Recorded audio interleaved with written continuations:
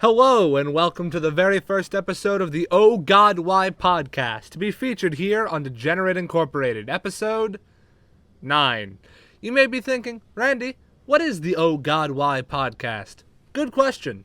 Much as Degenerate Incorporated is soon to become your hub for random and silly news about games, the Oh God Why podcast is your one-stop shop for all sorts of news. We've got real news, political news, video game news, personal news. We've even got some funky guests with their own news.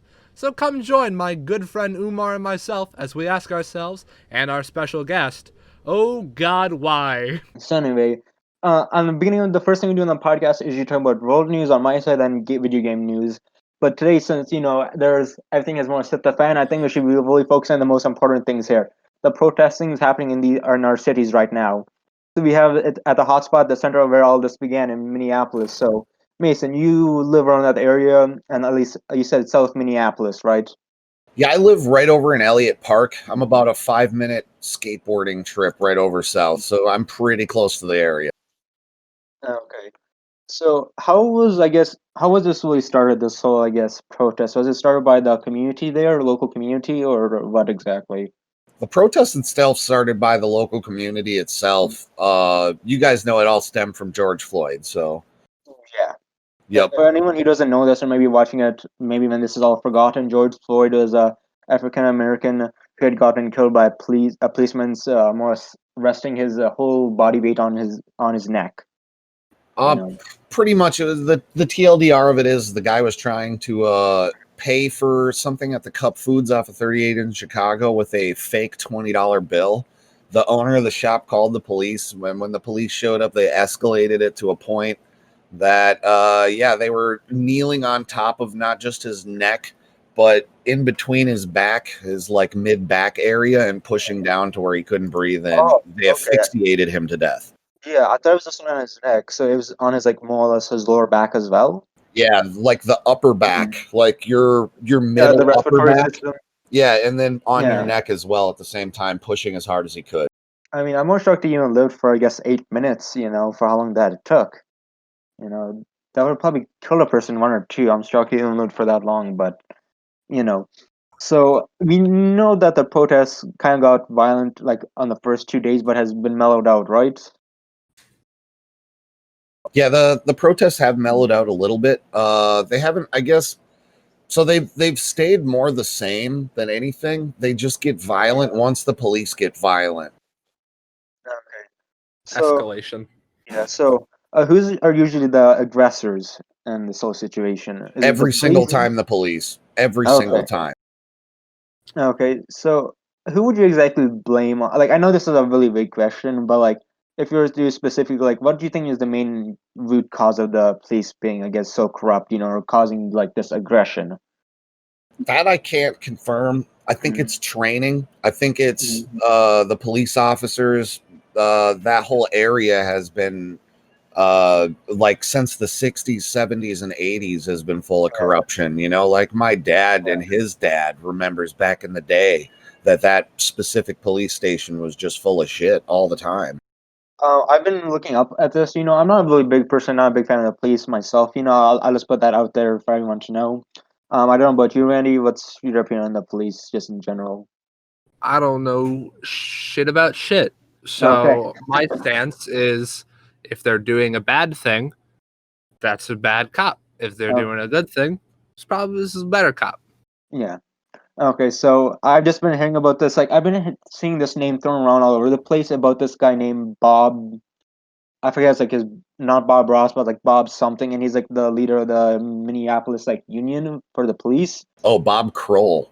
Yes. I've heard about this name, and he just seems I've heard bad things about him. Can you confirm? I heard he when the mayor tried to do any reforms, he just more said just shut all of that down. From what my understanding was, is that true? So I'm not exactly sure what he said or what's going on, but I know that he's their main trainer guy. Hold on, let me actually do more research into that. If you want to pick a new question, then I can look online real quick. Yeah, no, sure. Because I just been seeing research about him. The mayor wanted to initially, stop this thing called killocracy, where it's kill now, ask questions later, and have the lawyers defend you, more or less mentality. Pretty much, yeah, that is his mentality. So looking into it more, he's the Minneapolis Police Union president. So all of the like union together, he's the like president of the union. Yeah. From what I heard is that he was just mainly that what you call it. I don't know how to describe it. Like he had many allegations against him, even by his own fellow cops. Like what you like. I don't know. He just doesn't seem like a good idea for being a cop. So, as a quick 2-second aside, if your on statement is saying that you've like you've been in 3 shootings and they're not bothering you, see someone, get help. That's not good. Mason, are you there still? Yeah, I'm still here. Okay, I'll be this because sometimes we enter in the void. I mean that's happened quite a bit to me and Randy. So pop out of reality. Oh yeah, no, definitely. I'm mostly just here to answer questions. I'm not like a lot of the stuff that I have is like I'm not the very political guy to begin with.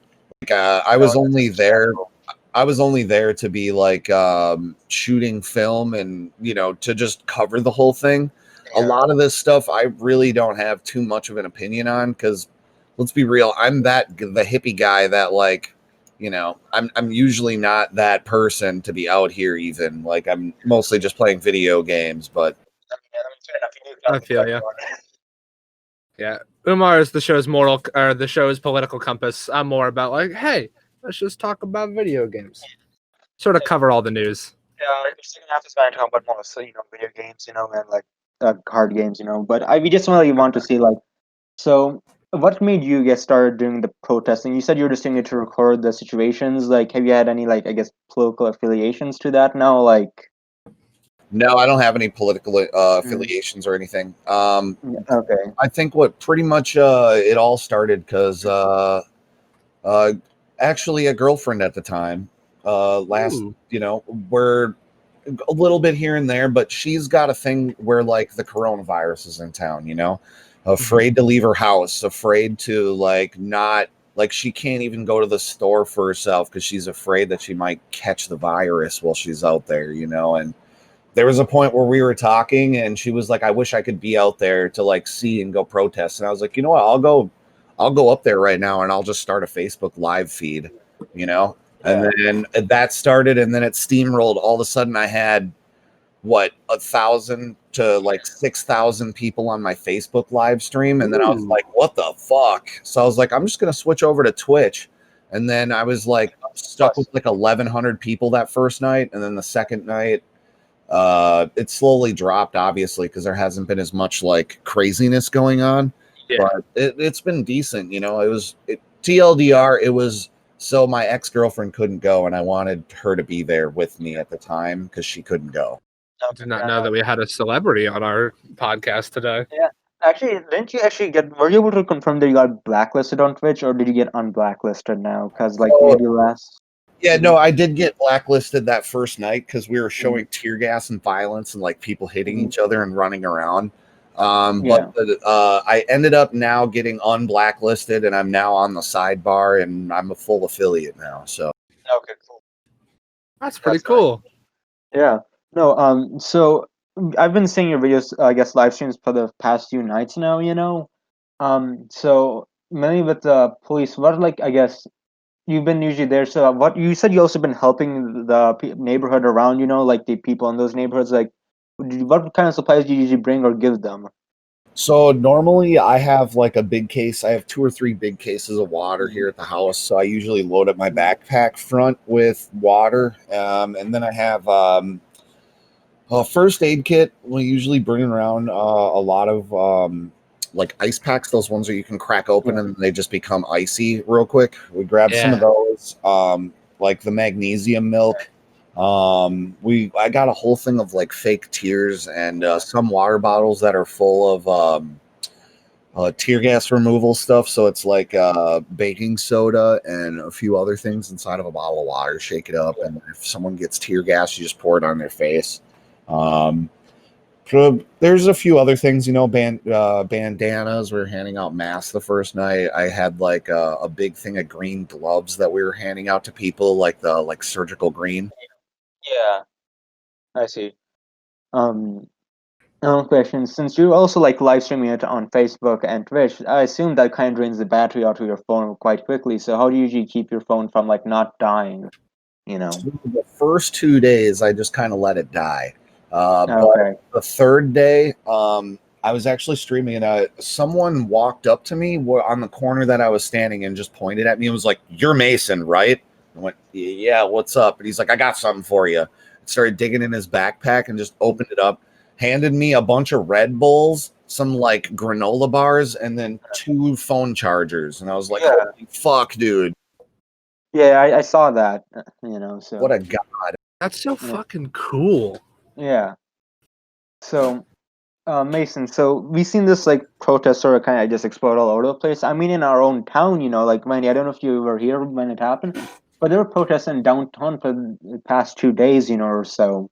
Really? Down in State College? Yeah, in downtown, and like we Oh, don't. that's And crazy. I know, and the thing is, we're a college town, mind you, Mason. So most of the people here, there aren't like the ones who would be more proactive. I mean, they have that opinion, like of the cops, but like this is like extreme proactiveness.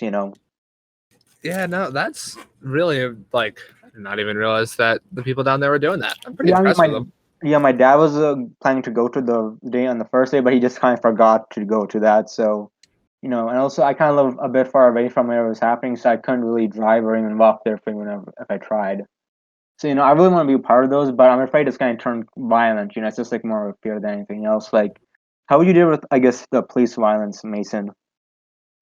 You just have to pull out your phone and record it. Make sure that the people can see that that's happening and in the exact ways that it's happening. You can't let, this is going to sound ridiculous, but the media has been twisting our words up. They've been taking our footage and only showing of what they think is needed to be shown. And then that little bit of what they think is needed to be shown, because it's so little, that it always gets blamed on the protesters every single time. And in reality, it's the police rolling through after curfew, because technically we have a curfew and they need to enforce the curfew. And their enforcement of the curfew is to stand in a line, shoulder to shoulder, and shoot us. I mean, I can understand, like blocking off a protest or something, but like that kind of question where you're just like shooting tear gas and like rubber bullets, I think, that's definitely some concern for aggression because the police have been arresting and even they actually shot out one journalist, like photojournalist's eye out, I believe it's in Minneapolis, you know.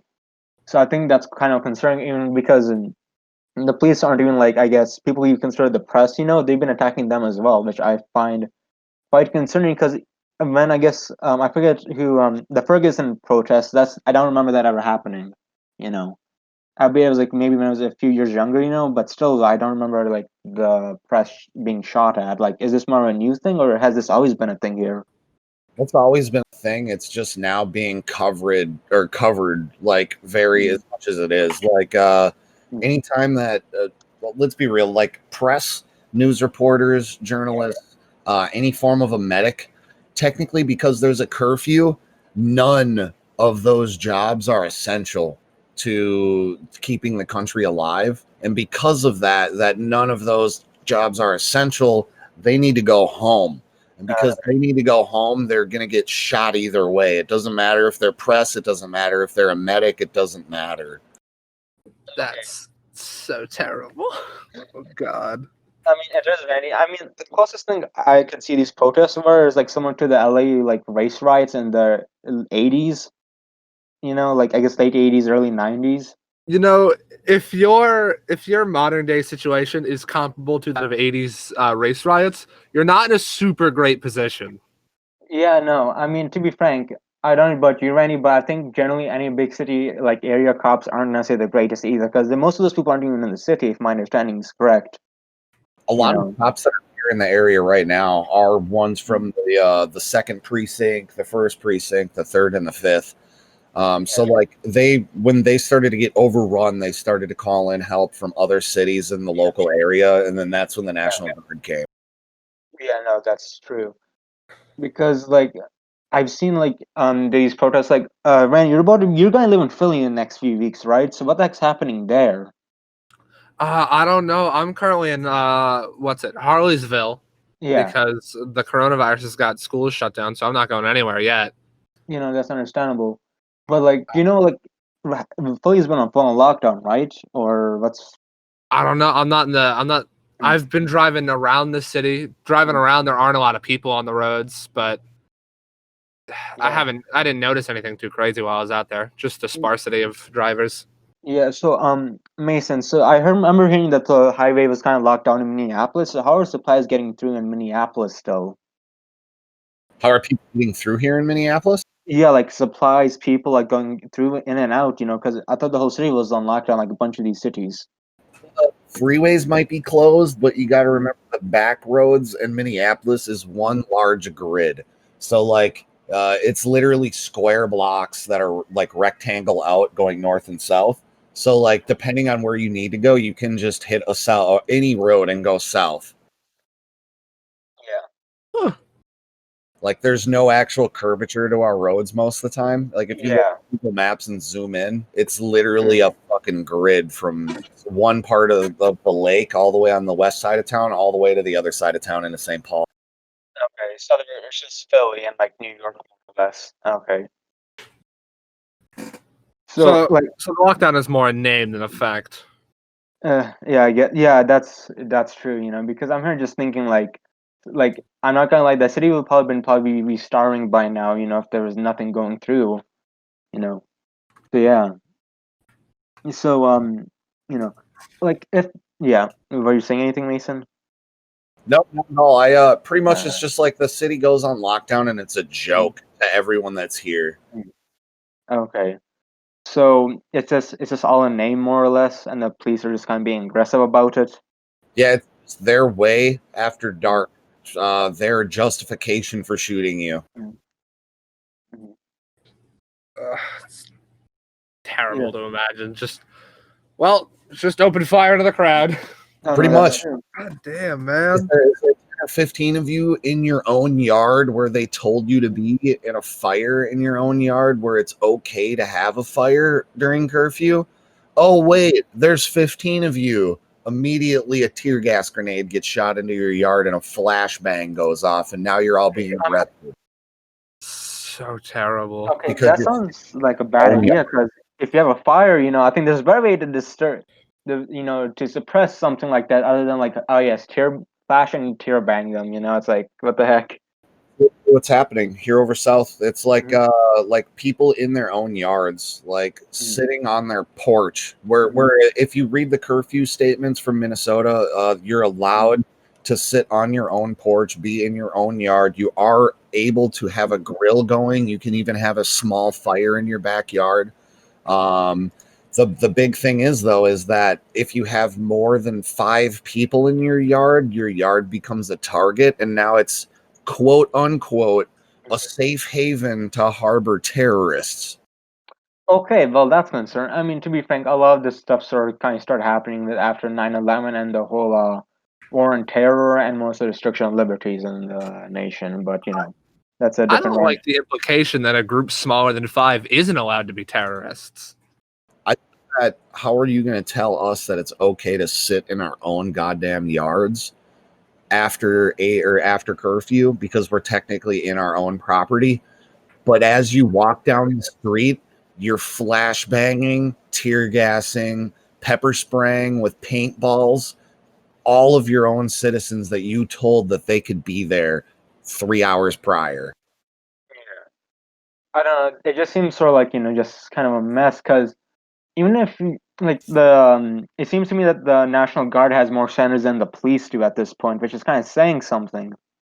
Because most of the National Guards, they're just like out of high school more or less, or just doing this part time. Well, most of the National Guardsmen are your neighbors. They're your Yeah. they're your local truck drivers. They're your they could be the management for your local apartment building. Like it might be the manager of the Cub Foods down the block from your house, Yeah. So like I don't know, and also it seems to me like the training with the National Guard, there's more training for the National Guard than there are with the police, which is kind of concerning. That the police have this like weapon grade, like military grade weaponry, to use on civilians. But not military grade training.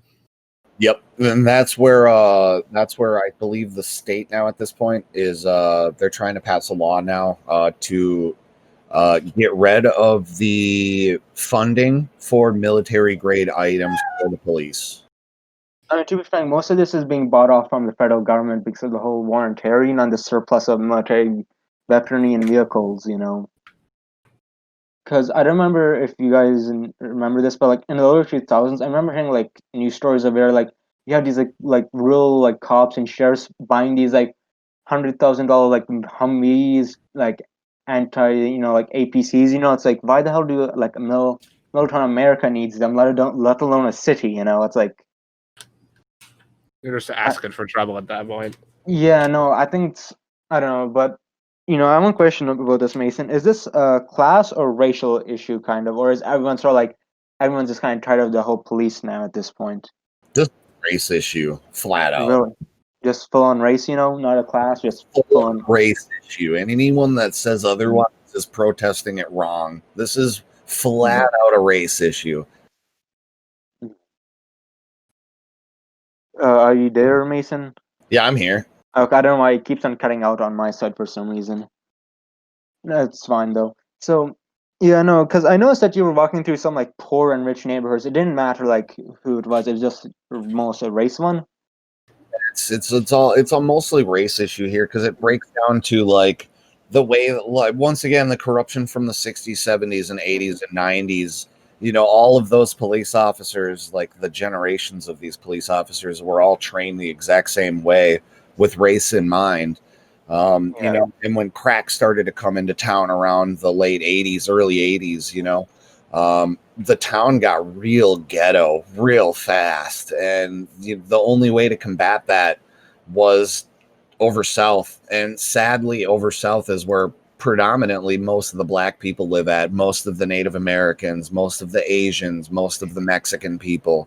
They all get shoved over into that area. Most white people, quote unquote, most white people don't live in that area at all. They live towards the west side of town over in Loring Park area. So it's like the city itself is almost segregated, if that makes sense. Yeah, no, I mean, there's been always this like history of cities in the United States being heavily segregated. I mean, like in New York and Philly, that's still a thing. And those are some of the oldest cities. It's like, what the heck? It's just more so we saw these effects of this segregation and like Jim Crow laws. And you can even see that in like more western parts of the country. Like in like Portland, San Francisco. Seattle, LA, it's like instead of black people or Hispanics, it's just mostly majority of the time it's Asians, Yeah. Most of this like, racist history in the nation. But yeah, I don't know, it's just kind of a mess because I think it's just most like, what do you think is kind of like fueling this whole fire, because we had these issues happen before, like I think it's just the coronavirus and unemployment. What about you? I think it's a stack up of when the coronavirus hit. There was so many people that got released from work. Like I still haven't worked from March. I haven't had a job since March now. Some people don't qualify for unemployment. Like myself, I don't qualify for unemployment because my ID is expired and the DMVs are closed. So it's hard to go get your ID renewed when the DMVs have been closed for the last 4 months. So there's that starts stacking on other people.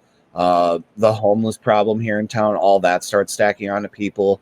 And then there was Philando Castile that passed. There's all of the other people in the area that have all been killed now within the last like 5 years. Even if you look at the actual list, it's huge. It's fucking ridiculous. And at a certain point, white people are going to snap. The nicest people in the entire like country just snapped, and it's when the quiet kid finally snaps. I think America's looking at us and going, "Holy shit, the quiet kid just fucking snapped." Yeah, because I'm understanding with Randy, what you gonna say? Oh, nothing. It's more of just this shit be crazy.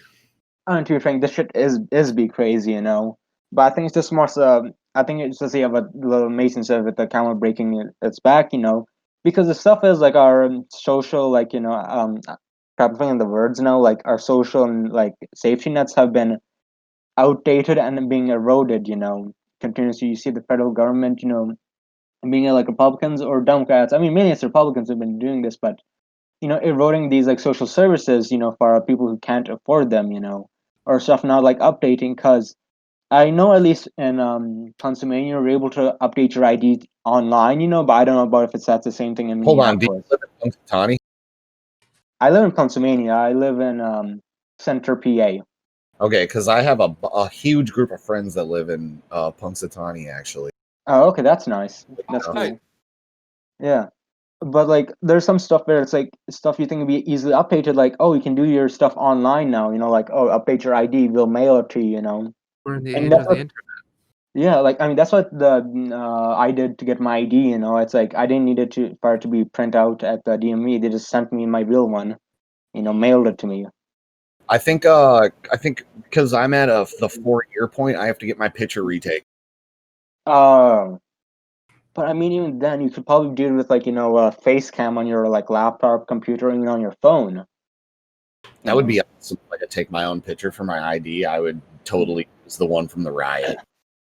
Yeah, because like in places like in third world countries, even Pakistan, you can do that. In Europe, we can do that. Even in China, so it's just like I feel like a lot of our stuff is outdated, unnecessarily, and it's being stagnated by people in power. It feels like, yeah. This shit is just fucking depressing at this point. Anyway, I think yeah. It's disgusting, to be honest. It is. Anyway, I think, it's enough for this depressing shit. Even at this point, I'm just kind of getting like, I just kind of hate the country right now at this point. So Mason, I saw you were playing Magic the Gathering, right? Yep. Yeah, so I'm not really a big card guy, but my friend Randy is, so. Yes. So Randy, lay us some questions because I definitely don't know what to do after this depressing thing. I need to take a break. Okay. Mason, are you ready? I have some very important questions to ask. Spit it on me. First of all, what format do you play? We play EDH here. Yes! Oh, Commander players are my favorite.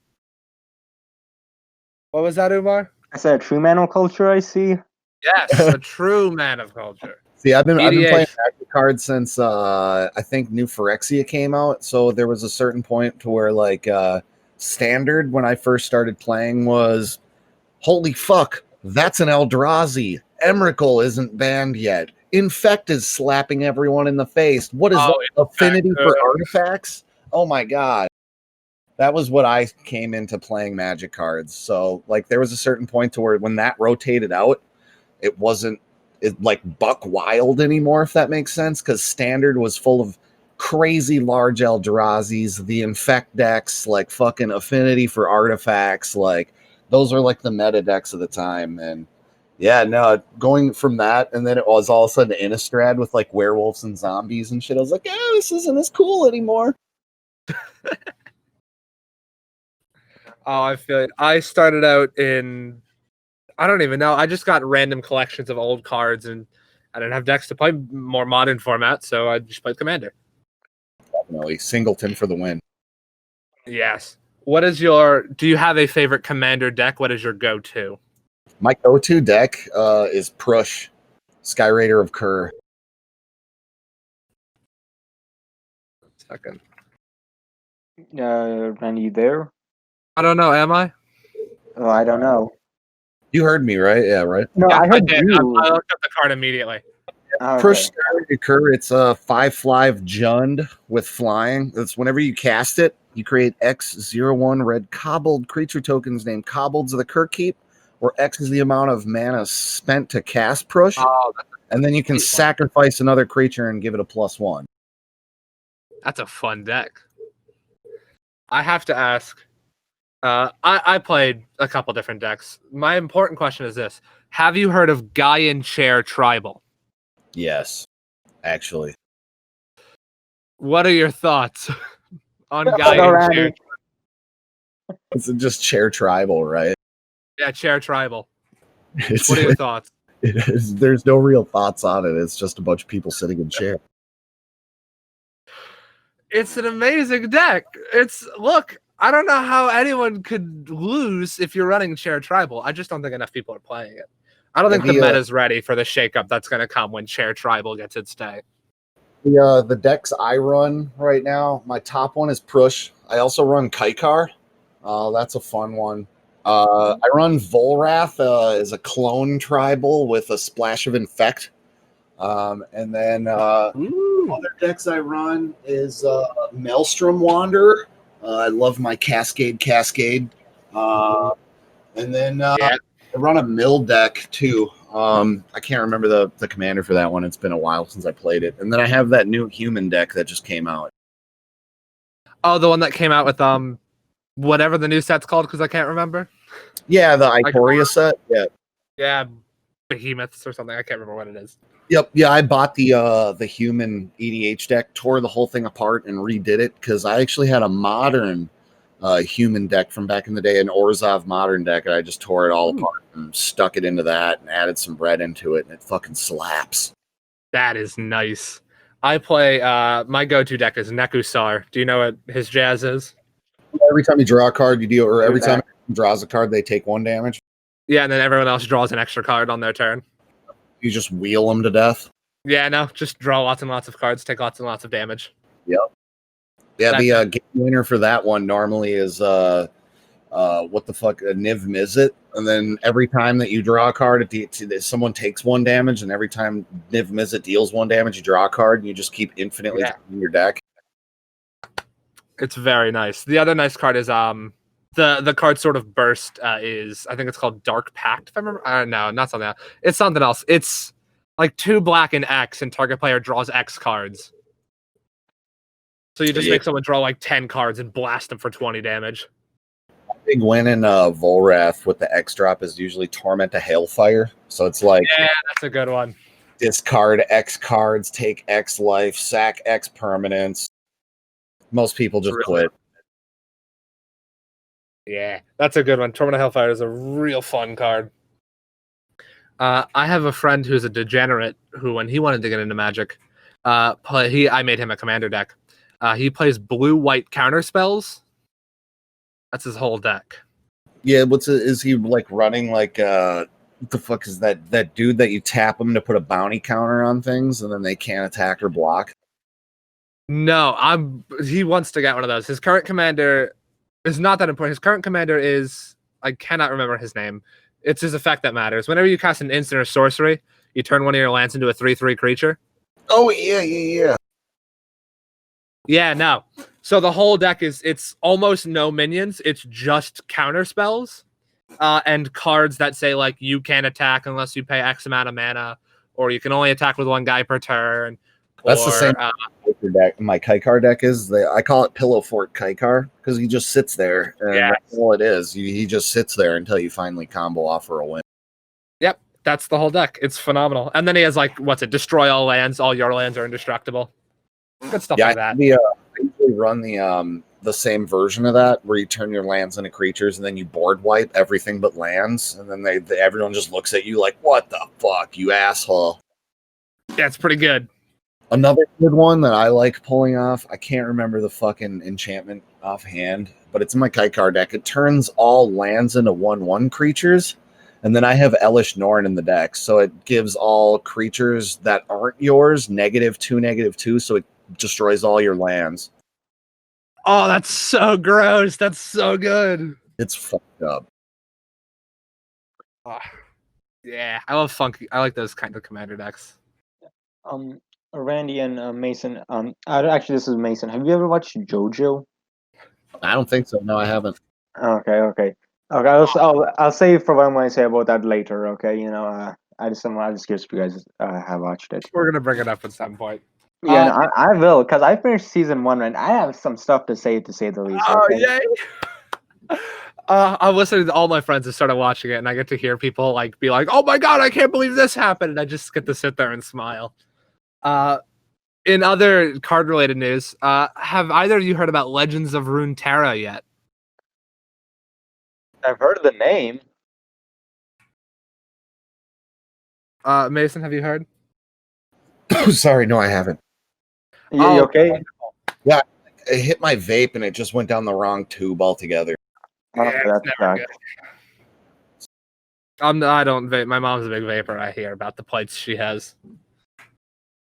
So I used to be a smoker from the time I was like 12 years old until like I still kind of smoke, but I'm trying to quit.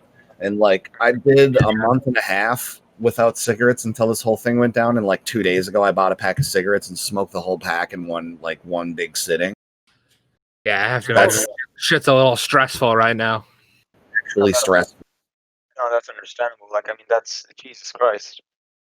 Yeah, no, my mom started vaping for the same reason. She used to be a big time smoker, so Yeah. good luck on that front.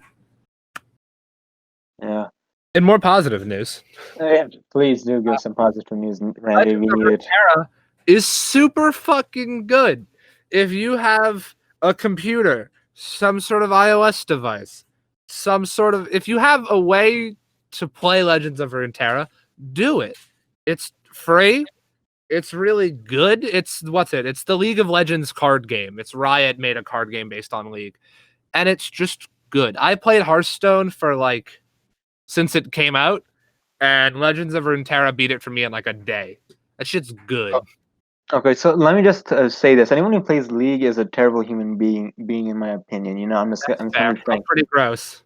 you know, like Mason. Have you ever played League? I actually don't like League at all. Okay, good. You're on the right side of history then. The right side of history.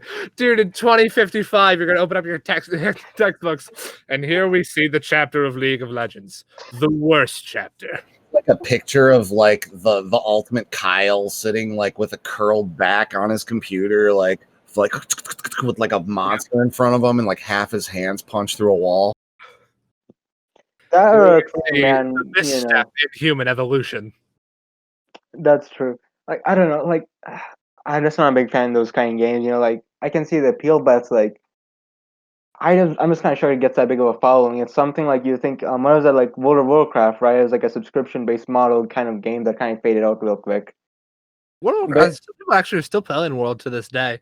Yeah, no, but here's the thing, it's not as big as it used to be because it used to be really big for a good while, and people think like this will eventually be ending, right? It's not sustainable. That's why I'm gonna think League is going to happen, or like games like that, because it's not. I don't think it's sustainable.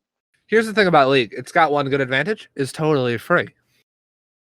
Oh yeah, that's true. I forgot about that. It also runs on any computer, whatever. You actually can run it on a Raspberry Pi as long as your Raspberry Pi has some form of processor on it. If you stick a stick of RAM into like a tart, it'll run it. Fair enough. It's like Doom. You could say you can run Doom on a Roomba. Yeah, no, it's pretty tight. Yeah. Yeah, no, the game's real fun. It's sort of it's just came out, but it's got like so many mechanics, and it's actually interesting. And there's a lot of like interaction between each player. A lot of Hearthstone games boil down to like, okay, I'm doing my thing and you're doing your thing. Who's going to do their thing first? But like, a lot of these decks, like, it's interesting. Look it up. Look up Legends of Runeterra. It's real neat. It's totally free. It's a good game. Okay. Okay. So, guys, I don't know about you, but I started recently playing Battlefield 1 now, and it's like honestly a legitimately fun game. But I suck at it though. I'm pretty bad at it. So I saw that you played it, right, Mason? What's just your opinion on it? Which was sorry, I'm sorry. Battlefield 1. Battlefield 1. Battlefield 1 was fun as shit, to be honest. I thought it was really fun, but it got way too repetitive. Like there's only like 7 maps, and like you could go through all 7 maps within a 3-hour period, and then it's like, okay, well now I've officially did all of this. What's next? Important question. Battlefield 1 was the one where it was World War I, and it came out. It came out back when like Advanced Warfare came out or something. Yeah, and destroyed Advanced Warfare. Yeah, that was also, if I remember correctly, the one where you could use a shovel to beat people to death, and that was my favorite part. Yep. I mean, my favorite part is just starting over people with tanks. It's fun. You know, because the tanks are super slow in that game. You know, if you're using the heavy duty ones, and how do you get run over by that? You know, it's like getting hit by a Zamboni. Yeah, death by Zamboni, Randy. What a horrific death. Yeah, no, yeah. What you were saying, Mason? Oh. You've popped into the void. We Oh, await no. your return. The void. Oh, there you Yes. go. Okay. But have you guys ever played Battlefield? Not Battlefield. Titanfall 2. I did. Oh my god, I am a prophet of the softball. Actually, Randy, you disgust me. You personally disgust me if you use a softball. I am scum incarnate. I I thank you. live. hate you, I Randy, live to see people stuck with softballs. It fills my heart with joy. Thanks, I hate you, Randy. Burn in hell. Working on it. What's your opinion on that, Mason Titanfall 2? I actually never played it. Dude, that's the campaign I just got a few days ago for a few weeks ago for $3. Best $3 I ever spent on a game. The campaign is like on point. The shame that they released it at the same time as Battlefield. Battlefield 1. Thank you, EA. Very cool, EA. Kind of got cucked. Yeah, no, it was a good game. I think it would have been Game of the Year if it was released before Battlefield 1 or Advanced Warfare. Not in between them. So yeah. Oh, by the way, quick 2-second aside. Yeah. People that haven't heard, this happened like a week ago, so I don't know if it's still happening. But Grand Theft Auto 5 was on sale. Yeah, no, it crashed all of Epic Games. Is it still up? Do you still know? No, it's off now. But we have the Handsome Collection of Borderlands. The Borderlands Handsome Jack Collection's out for free right now. Yeah, get it. It's so good. That pisses me off that that's free because back in the day I bought that for $100. Dude, I've bought it twice. I'm so happy other people have it. Because now I can guilt trip all my friends into playing it with me. I should probably download that soon, actually, because I've just been playing Battlefield 1 for the past few days, but I also have college stuff, so it's like... I bought it on my PC. I bought it on my Xbox. I've bought all of them. I've bought every Borderlands game more than once. It's mostly Path of Exile. Oh, is that good? Dude, Path of Exile. I think I got like almost 2.5k hours in Path of Exile. Ooh, spicy. I've been playing it Path since. of Exile. Yeah, Path of Exile. It's on Steam. It's a free game. Oh, is Path of Exile free? They update it constantly. The reason why that it's free is because there is a microtransaction shop, but the microtransaction shop is actually only cosmetic. I did not realize that game was free. I'll be interested in that. Let's hope it doesn't destroy my internet connection, though. So yeah, but still though, like, I don't know why, but I just think it's kind of fun playing older games, because it's just kind of see how far technology has kind of developed, and how you can actually run it on your laptop now. Because I'm using an MX 150, and it's just a glorified integrated graphics right now. So you should play Borderlands 1 then, because it's really good. Here's the thing: the Handsome Collection didn't have Borderlands 1; only has 2, and the prequel for some reason. Wait, oh, I'm a fool. I thought it had the first one in it. No, I know you should get the first one. Either like, way, the first one's super good. I'm not denying that, but I just think it's kind of stupid. Mason, you said you bought the Handsome Collection, right? Yeah. Did it have 1 in that? Why? I mean, it's the Handsome Jack Collection, so it makes sense it would have the 2 games that he's in. It's only the second one and then the pre-sequel, yeah. Mother. Okay. I need to ask a controversial question, Mason. What's your stance on the pre-sequel? The sequel, okay, so I thought it was a really fun game until I hit Endgame, and then there was nothing to do, so I didn't play it anymore. Fair. I did it all with a friend up until the final boss fight, who I can't remember. I just remember he's a big guy with like hands or something. I thought it was really fun because every time I go online, I hear people being like, "This is the worst. This isn't Borderlands. This is stupid." I'm like, but it was good. Or the one made by No, the pre-sequel. The Telltale one, whatever. I played like the first half of it, and it was it's a Telltale game, sure. Yeah. But everyone, when I go online and I look up stuff about the pre-sequel, everyone's like, "Oh, this game is bad. It's a bad game." And I play it, and it's real fun. It's real good. It's a Borderlands game. I don't know what people's beef with that game is. If you have beef with that game, tell me. No, not at all. The only game that I have beef with, like actual beef, is The Witcher 3. Oh, what? Oh, that's controversial beef. What is your beef? The whole game sucks. The story sucked balls. The combat was so fucking sloppy. I felt like I was a goddamn tank on a boat, like a fucking floating down a river. It makes no sense. Half of the combat makes no sense. None of the enemies are anywhere in the storyline whatsoever. They don't explain to you what half of these monsters even are. They just like shove it in your face. The graphics, if you're not on PC, suck so bad that it was hard to watch. The frame rate issues on anything except for PC hurts your brain. Like literally will give you a headache because of the stuttering as you turn the camera left and right. Mason, not Randy. Before you say anything, Mason, you have an FX system on. I don't think you should be saying that much right now. If I were you. I'm okay with that. I would rather be blunt as fuck and tell people what I think of a shitty video. No. It's fine about that. I'm saying you're using an FX system. I don't think an FX system can even run Witcher 3. If I'm being frank. FX system? What do you mean? You're using AMD FX CPUs, right? It runs like a champion on mine. Okay. I get 150 FPS. I don't know. I just remember hearing nightmares of the whole FX CPUs and just avoid them like the plague. That was when they first came out. Like when like the first 3 months or something like that when they first came out. They were horrible then, but I got mine overclocked to 4.8 gigahertz on all 8 cores on a water cooler, and it fucking runs like a champion. Damn, son. Okay, because I was planning to get a Ryzen system, and do something similar as well. So okay, yeah, okay. Anyway, Randy, you'll go back to your full-on more about Witcher 3. Oh no, I was just gonna say I was not ready for this podcast to feature such a controversial hot take. The Witcher 3. Randy, you already know this is my opinion. I'm not a big fan of Witcher 3 either. I'm just saying that game is hosted as one of the greatest games of all time. So to hear someone so unabashedly bash it is very exciting. Randy, have you not?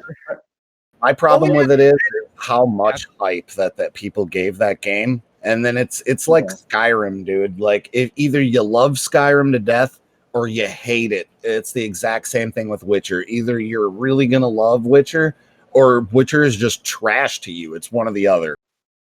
No, that's true. Well, I mean, Mason, here's a true question. What's your opinion on New Vegas then? New Vegas was the best Fallout ever made. Okay, good. So you have a good opinion, the right opinion. Have you played the first 2 Fallout games though? Just I have them all on Steam. Okay, what's your opinion on 1 and 2? Just kind of curious. So the storyline of 1 was really good. The gameplay was horrible. Like the inventory management made me just want to cringe. But the actual storyline of the first game was really good. Like really, really, really good if you paid attention to it. Oh no, it definitely is. I paid attention to that. It was a good game. I just couldn't go past that gameplay. It drove me insane. At that point I just watched a let's player just play it, and it's like, damn, this is a good plot, But what's your opinion on 2? Because I thought 2 was like maybe one of the more better Fallout games. I actually thought they redid a decent amount of the first game for 2. And I think that they redid the UI just enough. Some of the UI changes and like the way that the animations were, they changed just enough. But I think the storyline was just about on par as the first one. Oh no, it definitely was. Because I personally like the whole Enclave storyline with that, No, wait, was it Enclave the one with 2 or the first one? I'm forgetting now. I think the first one was the Enclave. Then wait, what was the second one then? The second one was all about the Brotherhood of Steel, I think. Oh, okay. I thought the first one was Brotherhood of Steel. Okay. Maybe I got them ass backwards. No, it's fine. It's fine because I just remember liking the one with that Enclave a lot more better. I'm just more bitter that they kind of cut out like content from the Enclave one. Like, I'm pretty sure Enclave was Fallout 2 because they were planning to like have more ways to get onto the Enclave, like more endings and more ways to get to that. I'm just kind of more bitter about that because they kind of had to cut a bunch of stuff. Like I don't know. It's like Fallout games and cutting out like content is like 2 things that are synonymous with each other. It just kind of sucks. It's not even Fallout games, it's Bethesda games. Bethesda just likes to make stuff that they then don't use. Oh no, that's a given. Like they don't even let the modders use it. Like what's your opinion on like 76? All right. So I bought Fallout 76. We pre-ordered. Okay, there's your first mistake. So I bought it too.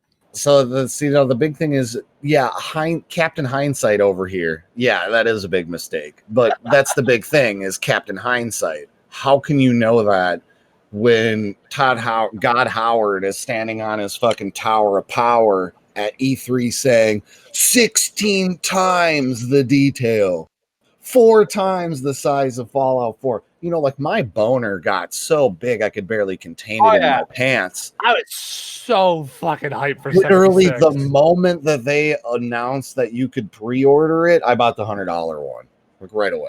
Why? Bro, I mean, that like, game was so fucking cool sounding. Yeah, no, Randy, here's the thing, though. A multiplayer Fallout game just solely on multiplayer is a bad idea in general, you know? People have been clamoring for multiplayer Fallout since ever.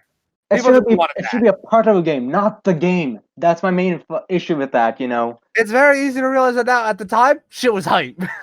No, Randy, even without the hype, you know, it's literally just a role-play game. You know, you have to do with other people. It's like one of those, like, virtual chat sessions, like VR chat, more or less. Both those games Fallout 76 is just glorified VR chat, okay? Change my mind. It's glorified Rust, really, but yeah. I mean, that's true, you know. But at least Rust has some entertainment to that. You know. Yeah, that was sort of the problem. I had the problem with Fallout 76 that I have with Sea of Thieves. There's not a lot to do. Yeah, that's the thing. Like, Mason, have you played Rust? I actually own Rust. I played it for 20 minutes and I actually logged out. I alt F4'd out of it and uninstalled it. It's a trash game. I know, fair enough. Like, when did you play it exactly? Just curious. When it first came out, like I bought it Mm. when it first came out, when it was on sale, like when it was still on an early access or whatever it was, played it for a little bit and then just alt F4'd and was like, yep, this ain't for me. You know, that's fair enough. That's fair enough. Fair. Originally, I played it initially when it first released. I didn't like it, but when it kind of got better, and you know, with the new updates with the helicopters, it was like, okay, that's fun. It's a shame that I don't have anything to run it on though anymore, which sucks. But you know, I think you should definitely check it out again if you have some time. You know, because I just find it fun just driving in the helicopter and just crashing into people. You know. Yeah, most of the games we've been playing lately is like we've been redoing Terraria now that they did that their big update there. We started doing Starbound yesterday, but like that the UI for that game, I actually rage quit yesterday during the stream. You couldn't do it? If you watch the like last 30 minutes of my stream, I went the fuck off. Like actually snapped and was like, this should not be a video game. The UI is so trashy. The world generation sucked. Like the crafting system sucked. Gathering resources sucked. You had like nowhere to store anything. You lose everything on death. Like I just gave up. That's fair. Okay, I didn't get any notification that you were playing not Terraria but Starbound. Okay, that's strange. Okay. Before I launch into a tirade, or not a tirade, before I launch into something, Mason, do you have any other stances you'd like to take? Any other games you'd like to promote? Anything you'd like to shit on? Because I'm gonna go on. Realistically, there's a few games I'd like to shit on, but it's mostly just developers being an idiot. Destiny 2 is my big fuck you to like DICE. So like we that's another thing here. I actually bought that game, pre-ordered it $100 before it came out. Like we fucking played the shit out of it. It was decent, right? And then all of a sudden the game, they like, what did they release? 2 or 3 DLC packs that was like $30-$40 a piece, and it was like, okay, yeah, cool. That all came with the first season pass if you paid $100 for the game. I thought a season pass means that you get all the DLC for the game as it comes out. Right? Yeah. No, a season pass nowadays means for that season. And unfortunately, that's where the episode ends. Our recording software stopped working, and this was the footage that we could salvage. But don't worry. After talking with our good friend Mason, and shitting on Destiny 2 some more, we received a lot of good tips and tricks for improving the show as a whole. If you go to the description below, you can find a link to the Spotify page for the other episodes of our show, as well as a link to Mason's Twitch channel. While you're down there, feel free to subscribe. This channel's just starting out, and if you like this, I think I've got some more projects in the pipeline that you are going to love. Stick with us as we grow and improve, and we hope to see you back next week on the Oh God Why podcast.